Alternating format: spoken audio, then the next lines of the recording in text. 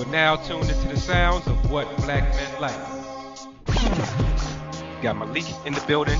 Brooklyn. Got Willie P in the building.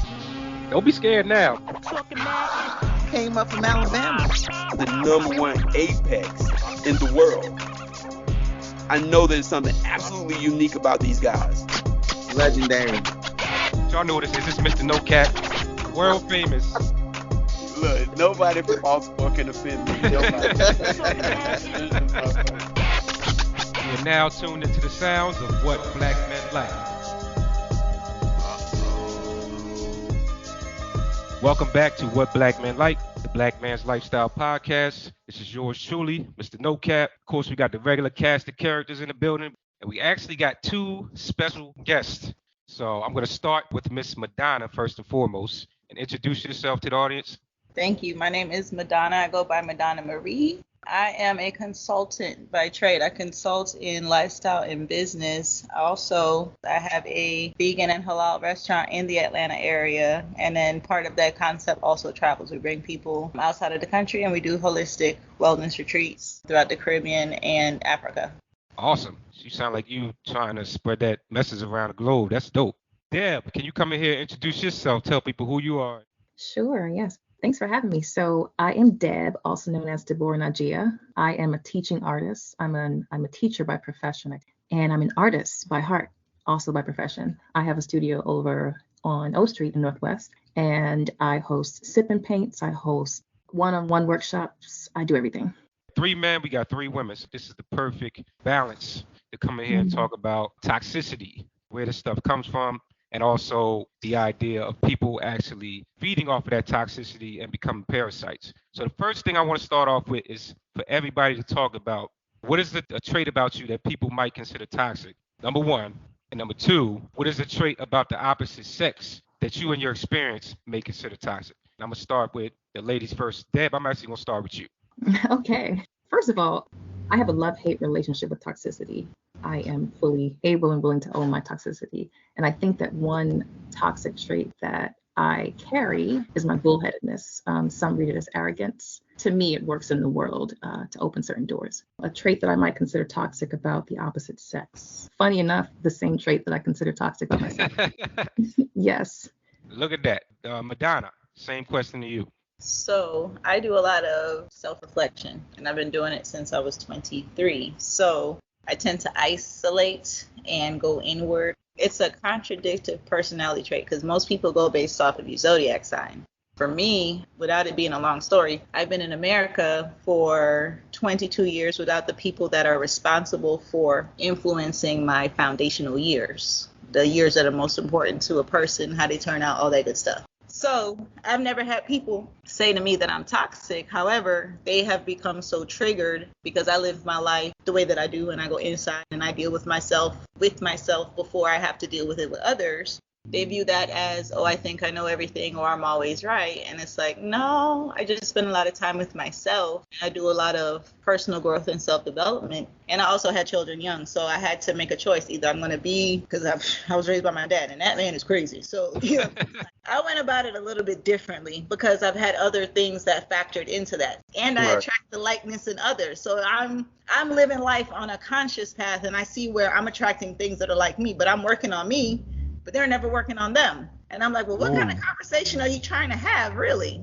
You know what I mean? Where did you said you grew up? The island is called Dominica. I came to Georgia when I was 12. I left Georgia when I was 17. I lived in a couple of states. I got married at 17. So I married young, had children young, in the marriage. Well, Malik, since you got all these questions, I'm gonna go to you. Me? Malik, Oh, wow. Yes. You got so many toxic traits, I don't even know where to start. Just pick one. Matter of fact, let's let Brittney go. Let's let the women go first. Yes. Brittney. Thank you. I would probably say my toxic trait is my aggressiveness. Sometimes it's a joke, sometimes it's not. Unapologetically, I usually don't give a care either way. I can relate.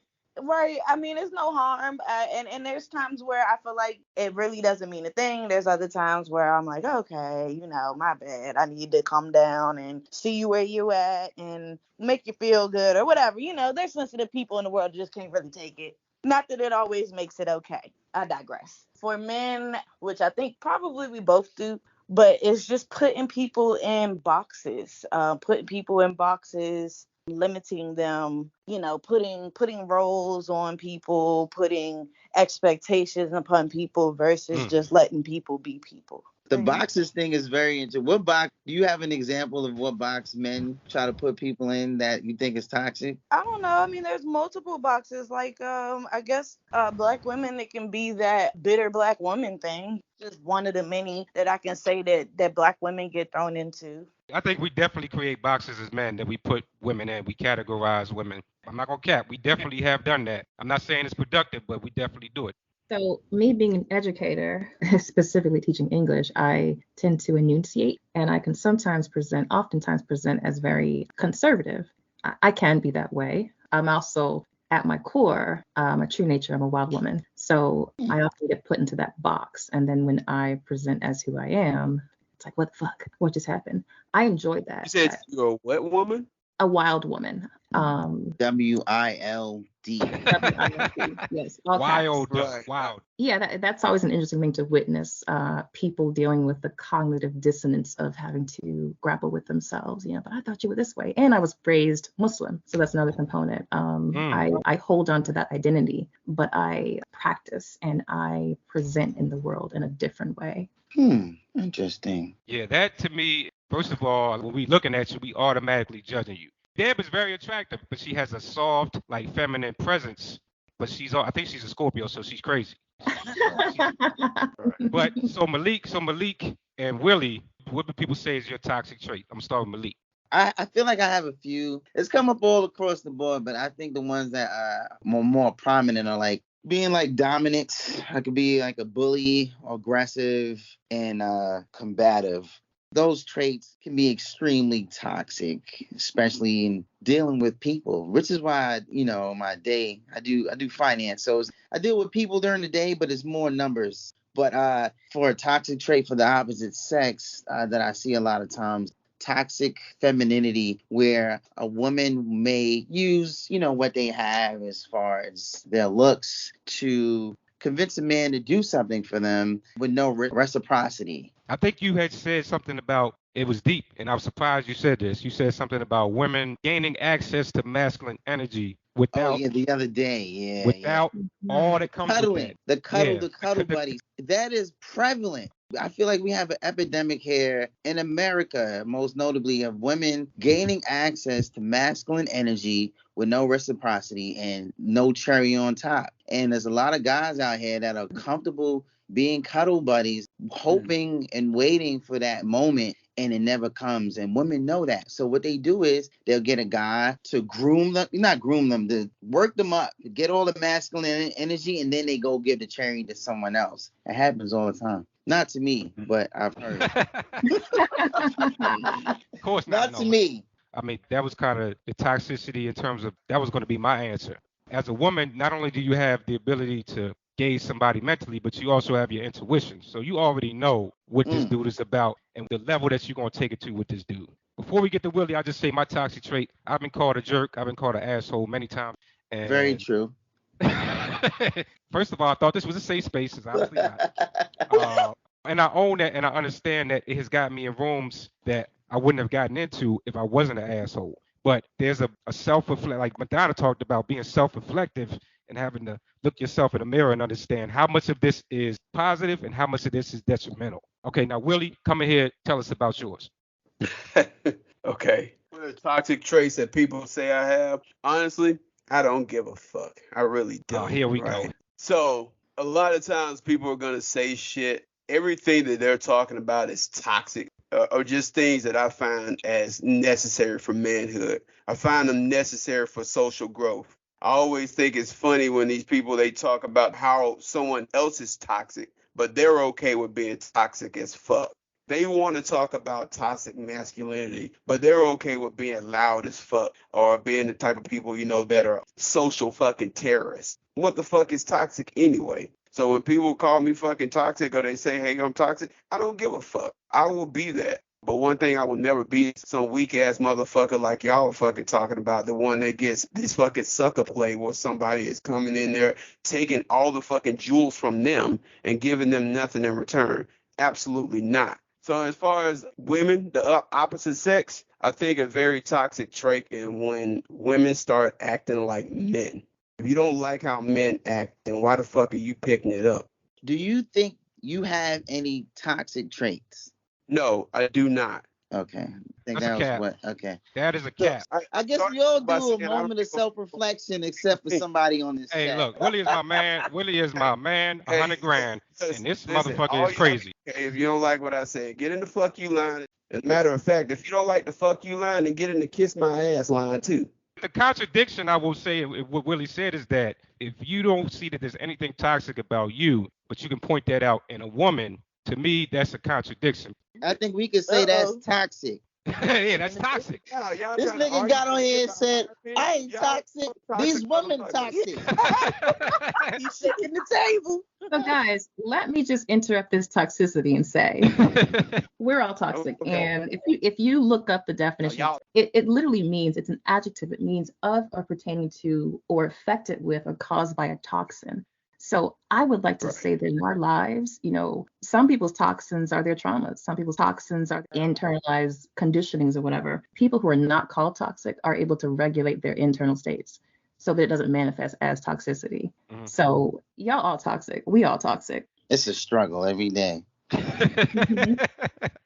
Who's qualified to call somebody toxic? Another person who can identify their own toxicity. So being a human who can recognize when hearing someone else speak or act or feeling someone else act causes unpleasant feelings. That you can identify as toxic. I've heard 2 people mention the word toxic in front of the word femininity and masculinity. Mm-hmm. I want to push back majorly on both those. There is no such thing as either. Because the fact of the matter is, it's not about masculinity itself being toxic or femininity being toxic. It's about the toxic traits that you weaponize against other people in the name of femininity, masculinity. Fair. That makes sense. It does. Your name is Dab. She's a teacher, okay? You need to shut up and listen, Malik. You shut up. Madonna, what do you think about what's been said so far? To go along with Deb, I would say yes, people who are qualified would be a person who has that experience. But then you have the spiritual holistic healers, and people go to them too. And those people are strictly based off of personal experience with God, spirit, Allah, whatever it is that you call. But these practitioners have altars. They're petitioning on behalf of you. They're doing work for you. So there's a lot of different places. And this comes from really good educators. You got to be able to draw inferences. So toxicity is really just mishandled labels. People are using words that they don't even know how to read in a sentence and understand what it actually means. Look, all humans are valuable. All humans are not equal. No, we are not equal to be able to speak on things. Matter of fact, if you're a person out here that has been in one basic ass relationship that has barely dealt with the opposite sex, yet you think that you have the ability to label the opposite sex toxic in any way, that's bullshit.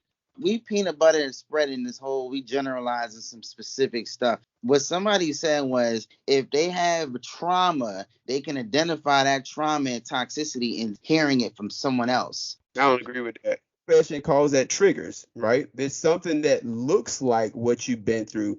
It don't necessarily have to be that thing. It just looks like it. Just because you've been through an experience doesn't qualify you to be able to recognize it in somebody else. What do you say? So if a woman is in an abusive relationship, you mean to tell me she's not going to be able to tell the next man who may be abusive in the next relationship? Not necessarily. Abuse is a spectrum. Abuse is absolutely a spectrum. It is on the spectrum. Absolutely a spectrum. Wait, abuse is on a spectrum, Absolutely. But also trauma is also on a spectrum. So triggers might be the gateway to that spectrum, but I think when you bring it down to just the foundational explanation of what was being explained, it's not necessarily is going to be the exact same thing. Exactly. But 10 times out of 10, or let's give a better average to make everybody comfortable, 7 times out of 10. So more likely than others, especially if you're a person that's not fully healed, meaning you still slip up, you still have motherfuckers triggering you that's close to you, you still make bad decisions, you're going to attract some people that is dealing with the same shit, if not another version of it, That part of it I absolutely agree with. See, now we toxic. We only going with people that agree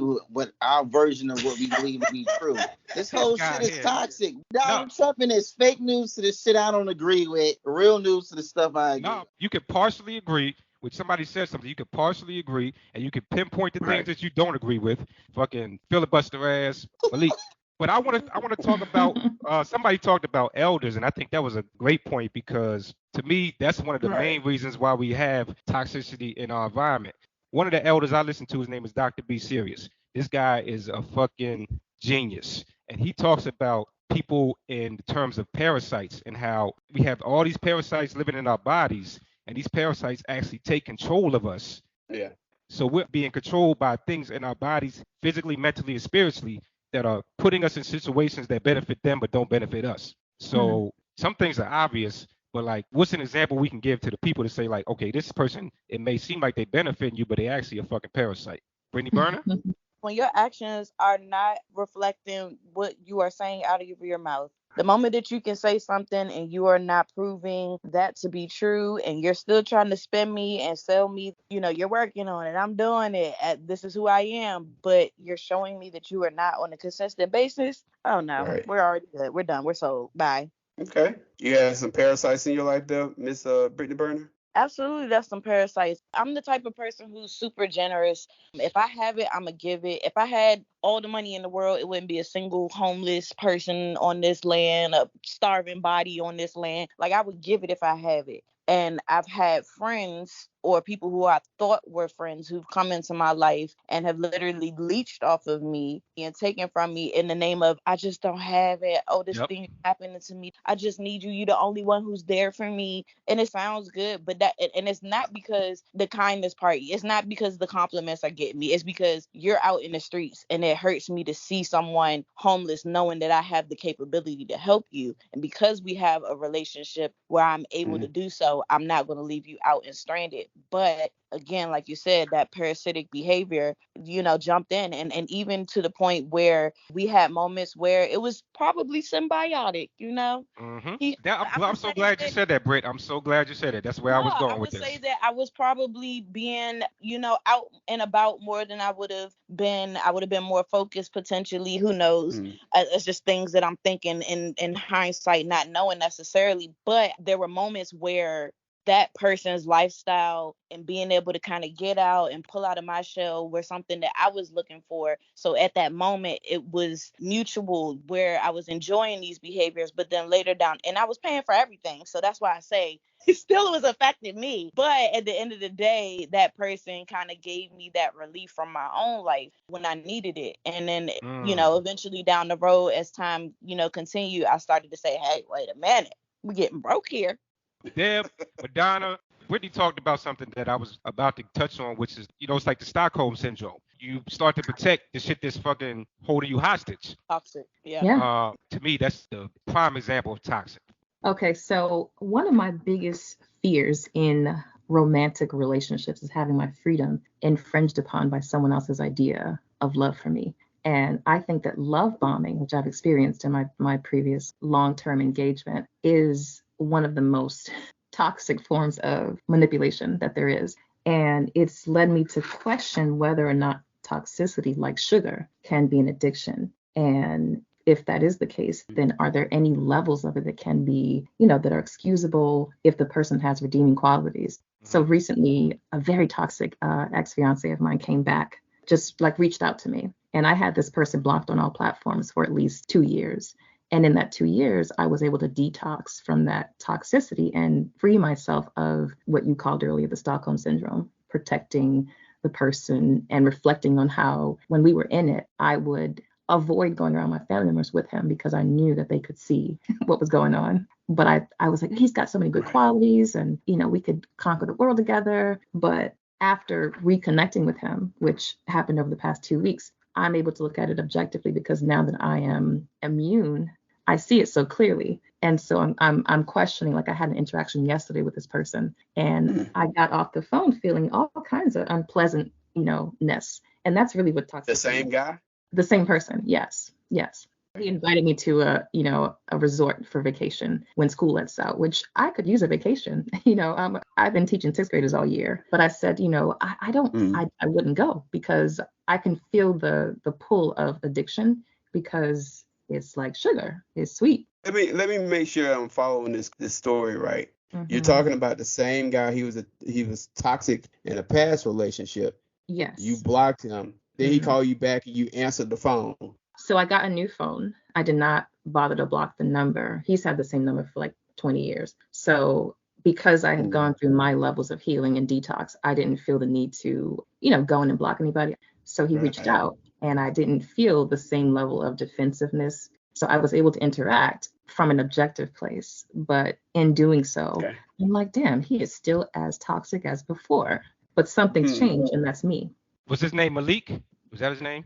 That was low. That was real low. Right.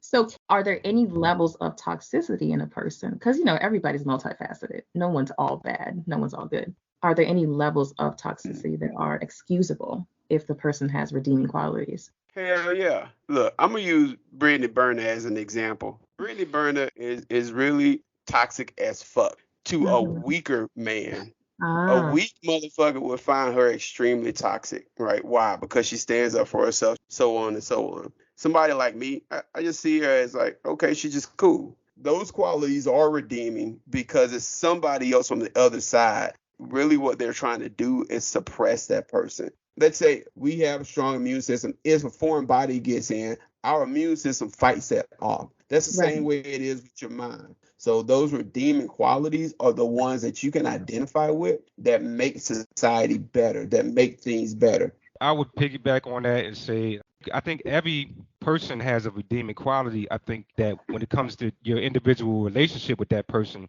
it really depends on your personal chemistry and personal connection with that person. Right. To you, that person may have 20 redeeming qualities. To me, they may have 2. So again, it goes back to what Madonna said, being very self-aware about who the fuck you are, who you want in your circle, and who you want in your life. For me, absolutely, I cannot tolerate a weak ass male.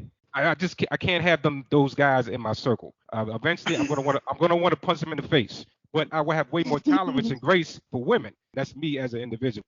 Malik, how would you answer that question? Man, I appreciate this question because I was thinking as everyone was talking. There are levels, but there are some people that are so, I feel like when we say toxic, we don't have enough appreciation for what we're talking about, right? I think a person could be toxic to you because it's hard for you to keep your guard up and, tell them no, right? Because you really enjoy this person's company, right? So if it's a significant other, the sex is amazing. Conversation is amazing. You can see a future with them that is brighter than anything else. Like you're willing to do whatever it takes to be with this person. You feel it genuinely, but maybe that person may have some trauma that, does not sit well in your life, right? This person could destroy your life just because you like them so much, but they are a little bit evil, right? They could be a cheater. They could take your money, spend it. I've had experience where I had a very toxic relationship with this girl, could not let her go. And she keeps coming back around. We still talk.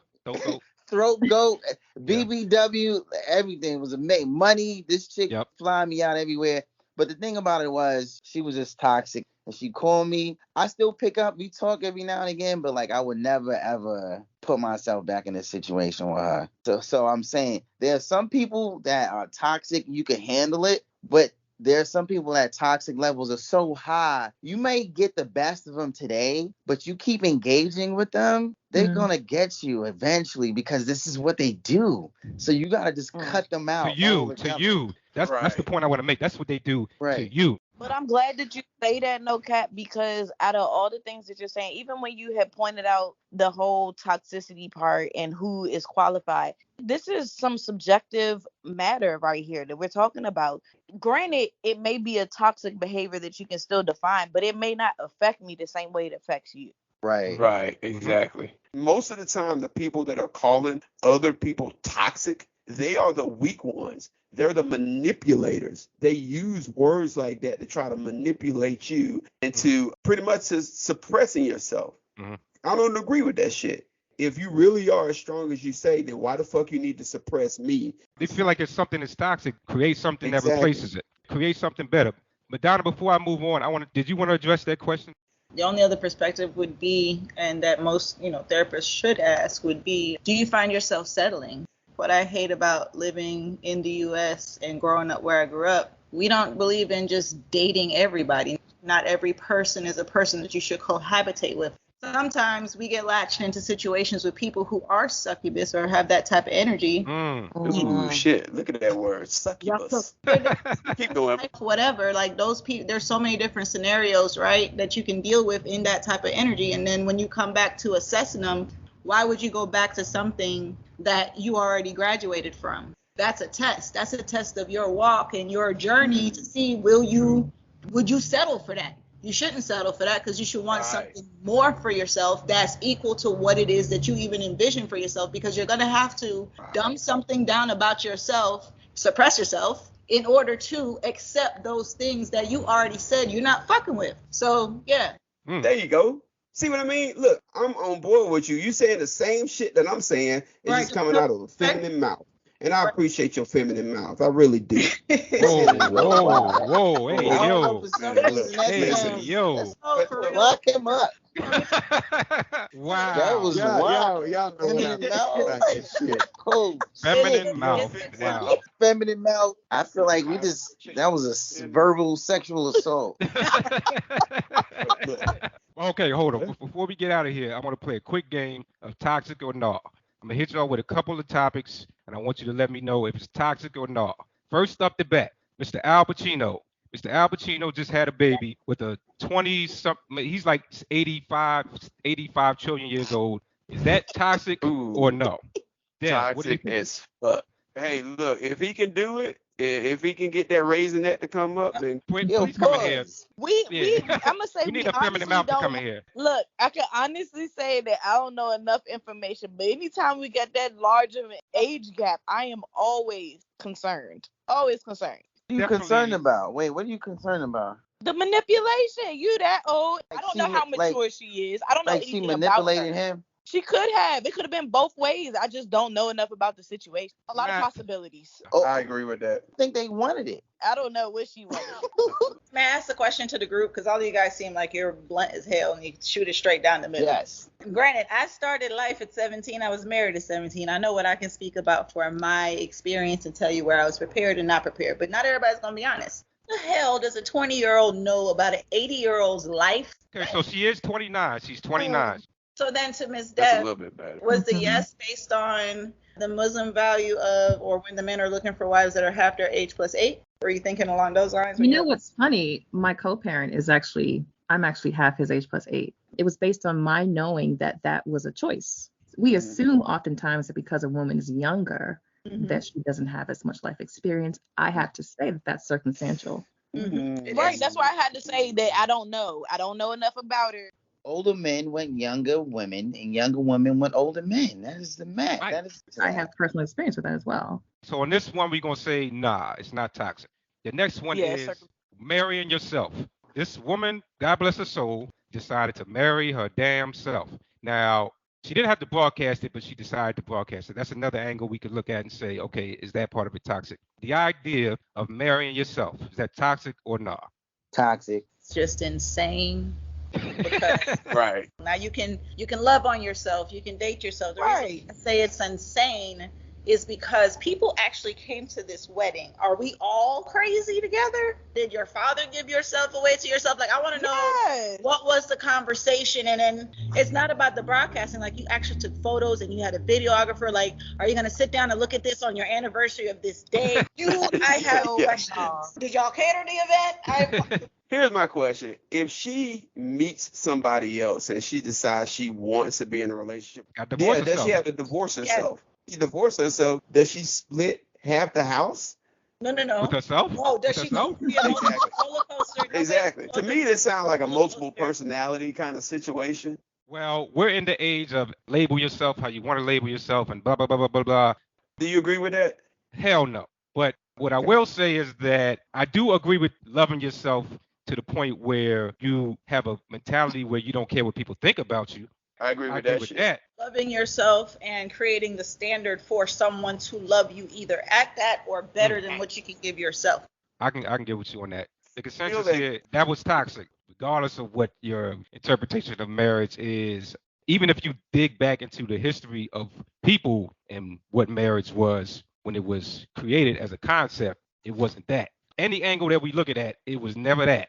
So if you study your history and you Right. know where your people come from and what they looked at marriage as, and then you do something totally aligned with what society is today, then I'm gonna have to look at you a certain kind of way, because that's some shit that's aligned with how we operate today, marrying your damn self.